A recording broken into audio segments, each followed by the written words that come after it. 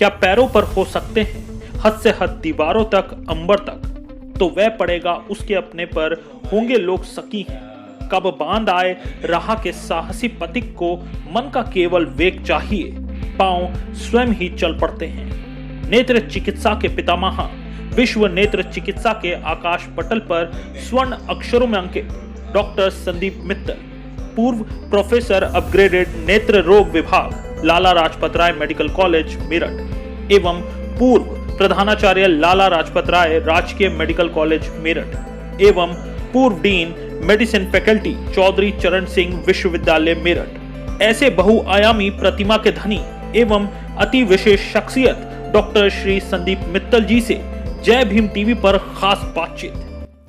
नमस्कार, मैं हूं राहुल राणा, आप देख रहे हैं जय भीम टीवी। आज हम आए हैं डॉक्टर संदीप मित्तल जी के पास और आपने सुना होगा कि जो नैनो की दीप काफी लोगों को जो रोशनी का जरिया बने हैं। डॉक्टर संदीप जी, आप उनसे बात करेंगे। मेडिकल कॉलेज में प्राचार्य जी भी रहे हैं और उन्होंने काफी लंबा समय मेडिकल कॉलेज को सेवाएं दी हैं और पूरे पश्चिमी उत्तर प्रदेश तो कहूँगा पूरा दिल्ली और काफी दूर दूर से उनके पास लोग आते हैं अपनी परेशानियां लेकर। सर नमस्कार, बहुत बहुत स्वागत है आपका जय भीम टीवी में। नमस्कार सर, हम आप जानना चाहेंगे कि तो आपने मेडिकल कॉलेज में काफी लंबे समय दिया है और उसमें आपने जो आई डोनेट का कैंप भी लगाया था काफी लंबे समय, और उसमें कहाँ तक प्रोग्रेस रही और क्या उन आंखों से लोगों को लाभ पहुंचा जो आपने जो बैंक लगाया था? सर, मैं समझता हूँ कि बहुत ही सक्सेसफुल कैंपेन रहा ये, और हमने शुरुआत जो है बिल्कुल ऐसे की थी कि ना हमारे पास कोई फाइनेंसेस थे ना कुछ। मेडिकल कॉलेज में शुरू किया, सारी ये है कि सुविधाएं हमें प्राइवेट सेक्टर से ज़्यादा मिली। श्री MS जैन, श्री राजीव सिंघल और शहर के जाने माने जितने भी लोग थे, जैसे ही मैंने एक अपील की कि हम ये प्रोजेक्ट शुरू करना चाहते हैं और इससे लोगों को बड़ा लाभ मिलेगा, तो लोग बहुत जुड़ते चले गए। और फिर हमें रोटरी ने भी हेल्प किया। रोटरी ने एक एम्बुलेंस दी। ड्राइवर हमारे, मैं खुद प्रिंसिपल था मेडिकल कॉलेज से, डिपार्टमेंट से हमारे रेजिडेंट मिले। हमने मोबाइल नंबर लिया, हेल्थ डिपार्टमेंट ने, टेलीफोन डिपार्टमेंट ने, BSNL ने उस टाइम हमें फ्री ऑफ कॉस्ट बिल्कुल कितनी भी आप डॉक्टर साहब करें कॉल, मोबाइल नंबर दिया स्पेशल। एंड वो मोबाइल अभी तक दिन रात काम करता है। किसी भी टाइम, रात के 12 बजे, सुबह के 4 बजे, किसी भी टाइम कॉल आ जाए, हमारा गाड़ी और ड्राइवर तैयार रहता है। शुरू में बहुत अच्छी स्थिति नहीं थी। डोनेशन वाले लोगों को, लेने वालों की बड़ी लंबी लिस्ट थी और देने वालों की जीरो लिस्ट थी। पर सबके सहयोग से, सबके एफर्ट से नंबर बढ़ता चला गया। लोगों में समझ आती गई कि ये कितना नोबल प्रोजेक्ट है कि जिसके फैमिली में कुछ लोगों के वो जुड़े हमारे साथ जिनके ऐसे बच्चे थे दोनों आंखों से नहीं देख सकते थे, और हमने नेत्र प्रत्यारोपण किया। वो बच्चे कितने खुश, उनकी फैमिली कितनी खुश, उनके आसपास के लोग इतने खुश कि भाई ये तो कमाल हो गया, बिल्कुल प्रभु का कैसा वो है। तो लोग बात जुड़ते गए, डोनेशन वालों के नंबर बढ़ते गए, और फिर पहले हम जाते थे दरवाजे से दरवाजे, लोगों से रिक्वेस्ट करते थे। फिर लोग बाग आने लगे हमारे पास, कॉल्स आने लगी, डॉक्टर साहब हमें बिल्कुल रजिस्टर कर लीजिए, हम लोग अपनी आई डोनेशन के लिए आपसे जुड़ना चाहते हैं। लंबा नंबर जुड़ता गया। अभी भी ऐसी स्थिति तो नहीं है कि हमारी जितनी लिस्ट है आई ट्रांसप्लांटेशन को एक्सेप्ट करने वालों की, पर फिर भी काफ़ी कुछ हमने अंधता निवारण की। हजारों में हम लोग सफल नेत्र प्रत्यारोपण कर चुके हैं। प्राइवेट सेक्टर में भी होता है नेत्र प्रत्यारोपण, पर it is a very costly surgery और एक्सपर्ट के हाथ में हो, ये बहुत ज़रूरी है। हम बिल्कुल फ्री ऑफ कॉस्ट और बड़ी एक्सपर्टाइज से ये दे रहे हैं सर्विसेज, और हजारों में लोग इसका फ़ायदा उठा चुके हैं। हम और ज़्यादा इसको लगन से करने जा रहे हैं, करते जा रहे हैं और बढ़िया करने जा रहे हैं, और लोगों का सहयोग जरूर हमें अपेक्षित है और वो मिल रहा है, तो हमारा भी जोश बना रहता है। और सच बात तो ये है कि जो हमारे मरीज इससे लाभ उठाते हैं, उनकी आंखों में जो चमक, जो ग्रैटिट्यूड और थैंक्स होते हैं, बस वही हमारी एनर्जी है। वो हमें दिन रात काम करने के लिए इस फील्ड में लगाए रहती है और सबसे बड़ी खुशी होती है अंदर से। अच्छा सर, मैं एक बात जानना चाह रहा था कि हमारे दर्शक खुद जानना चाह रहे थे कि वो आप तक तो आ नहीं सकते बार बार, तो उनके जो छोटे बच्चे हैं अभी ऑनलाइन क्लासेस शुरू हो गई हैं, उनकी आंखों से पानी बहना और चश्मे लगना, वो क्या कारण है और वो क्या उपचार घर तक कर सकते हैं जो वो ना हो तो फिर कब वो आपके पास आए? इसमें तो कोई शक नहीं कि गैजेट्स जो हैं, मोबाइल, लैपटॉप, टेलीविज़न, ये सारे के सारे बड़े ही यूज़फुल इक्विपमेंट्स हैं और बच्चों की नॉलेज बढ़ाने में, लोगों की नेशनल इंटरनेशनल एजुकेशनल नॉलेज बढ़ाने में बहुत ही यूज़फुल हैं।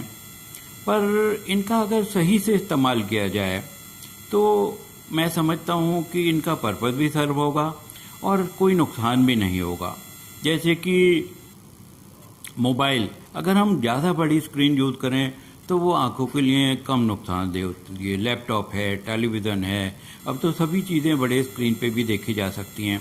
पर अगर मोबाइल को भी यूज़ किया जाए तो मिनिमम यूज़ करें, उसका जो कंट्रास्ट है स्क्रीन का मिनिमम कंट्रास्ट पे सेट करें। कभी भी अंधेरे में मोबाइल को नहीं यूज़ करना चाहिए। सराउंडिंग्स का इल्यूमिनेशन और स्क्रीन का इल्यूमिनेशन बराबर हो तो स्ट्रेन कम पड़ता है। और हर आधा घंटे रादर 20 मिनट के बाद अगर नज़र गैजेट से हटा ली जाए और 6 मीटर से दूर की कोई चीज़ देखी जाए तो आंखों की जो मांसपेशी होती हैं, सिलियरी मसल्स, जो कि आंखों के अंदर लेंस की पावर को रेगुलेट करती हैं, वो जब 6 मीटर से दूर का हम देखते हैं तो बिल्कुल रिलैक्स हो जाती हैं। आंख की थकान भी ख़त्म हो जाती है, आंख पे स्ट्रेन वाला भी ख़त्म हो जाता है जो फैक्टर होता है। और 1 मिनट ऐसा करने के बाद हम फिर से बिल्कुल अच्छी तरह से काम शुरू कर सकते हैं। पर ये प्रक्रिया हर 20 मिनट के बाद अगर रिपीट की जाए तो आंखों पे जो नुकसान होता है इन गैजेट का, मोबाइल का, लैपटॉप का, काफ़ी कम किया जा सकता है। और इन गैजेट से जो ब्लू लाइट निकलती है वो बड़ी हार्मफुल होती है रेटिना में। हालांकि लॉन्ग टर्म में इसके इफ़ेक्ट्स आते हैं, बैड इफ़ेक्ट, साइड इफ़ेक्ट, पर अगर ब्लू प्रोटेक्शन ग्लासेस या फिल्म यूज़ करें तो ये एक बहुत ही अच्छी चीज़ होगी, बहुत यूज़फुल चीज़ होगी। अब हम आपको बता दें कि सर एक अच्छा काम करने जा रहे हैं मेरठ के लिए, क्या पूरे प्रदेश के लिए, कि एक जो नेत्रहीन बच्चे हैं उनके लिए एक स्कूल खोलना चाह रहे हैं सर। उनके जो विचार में उन्होंने जो जगह भी देख ली है और तैयारी शुरू कर दी है। हम सर से खुद ही पूछेंगे कहाँ पर है वो जगह और क्या क्या फैसिलिटी रहेंगे बच्चों के लिए। ये ब्लाइंड स्कूल जो है प्रोजेक्ट, तो ये जो ड्रीम था, ये हमारे बड़े क्लोज फैमिली फ्रेंड हैं राजीव सिंघल, ये गवर्नर इंटरनेशनल रोटरी के गवर्नर हैं, उनके फादर का था, श्री जेडी सिंघल साहब का। फिर हम सब लोग इससे जुड़ते चले गए और ब्लाइंड स्कूल की स्थापना हमने बिजली बम्बा पास के पास एक ज़मीन लेकर उस पर शुरू करी। अब ये बिल्डिंग तैयार हो गई है, 3 स्टोरीड बिल्डिंग है और करीब 100 बच्चे हैं हमारे। अभी तो प्रोजेक्ट हमारा इससे भी ज़्यादा है।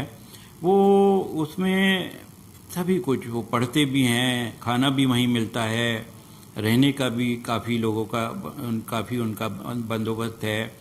और हम सब लोग मिलकर जो बेस्ट पॉसिबल सेवाएं हो सकती हैं इन बच्चों को दे रहे हैं। इनकी अपब्रिंगिंग के लिए, इनको सेल्फ सफिशिएंट बनाने के लिए सब तरह से लगे हुए हैं। और हम समझते हैं सोसाइटी के इस वाले ग्रुप को भी जो हम बेस्ट पॉसिबल दे सकें।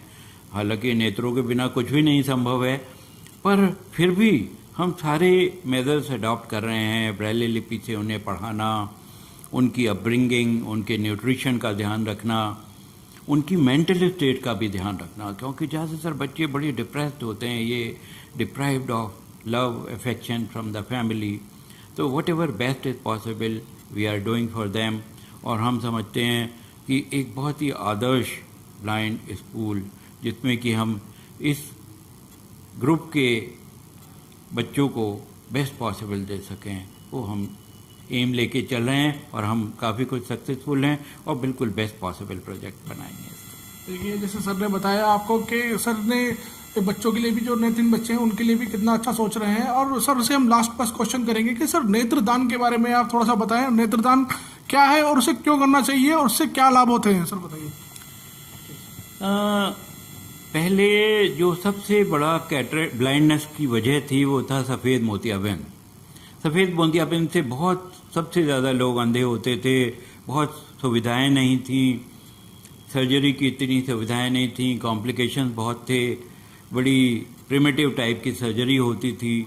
पर कुछ मैं समझता हूँ एक अकेला गवर्नमेंट का नेशनल प्रिवेंशन प्रोग्राम है जो कि सक्सेसफुल हुआ। मैं ये नहीं कहता हूँ कि बाकी नहीं हुए, but it is a very successful program जिसमें कि डिस्ट्रिक्ट हॉस्पिटल में, मेडिकल कॉलेज में, प्राइवेट सेक्टर में, सब में बहुत ही अच्छी मोतियाबिंद के ऑपरेशन की सफल सुविधाएं मिलने लगीं और ये कैटरेक्ट ब्लाइंडनेस बहुत कुछ कंट्रोल में आ गई, बहुत कुछ कम हो गई। इसके बाद जो सबसे ज़्यादा बड़ी ब्लाइंडनेस का कॉज है वो है कॉर्नियल ब्लाइंडनेस, पुतली की अंधता। इतने हमारे खास तौर से वेस्टर्न यूपी में तो जब गेहूं का सीज़न होता है तो गेहूं की बाल से जख्म होते हैं, जब गन्ने का सीज़न होता है गन्ने की पत्ती से जख्म होते हैं, और एसिड इंडस्ट्री, एल्कलाइन इंडस्ट्री, जितनी इंडस्ट्री है इनमें जितने भी केमिकल्स यूज होते हैं उनसे हमारा जो इतना होली का पर्व है उसमें जो रंग लगाए जाते हैं, पहले खाली गुलाल से गोली होती थी, अब वो केमिकल रंग जो नीले पीले हरे आने लगे हैं, जरा सा आँख में से लाते हैं, पुतली को बिल्कुल गला देते हैं। तो बहुत सारे कॉज हैं। पहले चेचक होती थी पर स्मॉल पॉक्स तो कवर हो गई।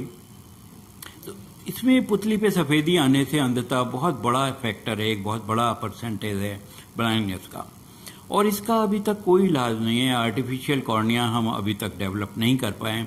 इसका एक ही उपाय है कि लोग बात समझें और उनमें ये नोबल भावना हो कि मरने के बाद बॉडी तो सब खत्म हो गया, अगर हम अपनी आंखें नेत्रदान आई बैंक को कर दें तो एक व्यक्ति 2 लोगों को रोशनी दे सकता है। और अब तो ऐसा भी संभव है कि खाली एक ही आई की डिफरेंट लेयर से कई लोगों को हम अंधता निवारण कर सकते हैं। तो लोगों के पहले समझ में ही नहीं आता था कि नहीं भाई हम बॉडी को अपने वो नहीं करेंगे, जैसे कहते हैं अंग भंग या क्या भी दिमाग में होता था। पर लोगों में धीरे धीरे ये भावना पैदा होने लगी, खासतौर से जिनके परिवारों में हमने ये सुविधाएँ दी, नेत्र प्रत्यारोपण करके बिल्कुल अंधे लोगों में रोशनी दी, वो लोग हमारे साथ जुड़े, फिर और लोग जुड़ते गए और अब हमारे साथ काफ़ी समाज के जो बुद्धिजीवी हैं जुड़ गए हैं, लोगों को जागरूक करते हैं। जैसे ये प्रेयर होती है ना मरने के बाद, इसमें जाके बोलते हैं तो ऐसा होता है कि फ़ौरन ही उसका इतना इफेक्ट होता है कि फ़ोन हमारे मोबाइल जो आई बैंक का 24 घंटे काम करता है, आ जाता है कि डॉक्टर साहब हम तो तैयार हैं, आप भेजिए अपनी टीम और हम नेत्र प्रत्यारोपण। तो बहुत कुछ हम कुछ कर पा रहे हैं अब जब लोगों का सहयोग मिलने लगा, और जो पुतली की अंधता है इसको भी हम कंट्रोल करने में काफ़ी सफल रहे हैं। देखिए हमारे साथ थे डॉक्टर संदीप सर, और डॉक्टर संदीप जी काफ़ी सीनियर डॉक्टर हैं और इन्होंने मेरठ में नहीं पूरे पश्चिमी उत्तर प्रदेश में और दिल्ली और बहुत दूर दूर से लोग आते हैं जिन्हें नैनो के दीप की रोशनी दी है और अब भी लगातार उस चीज़ में कार्यों में लगे हुए हैं। और आप देख रहे हैं जेबीएम टीवी, मेरठ से राहुल राणा के।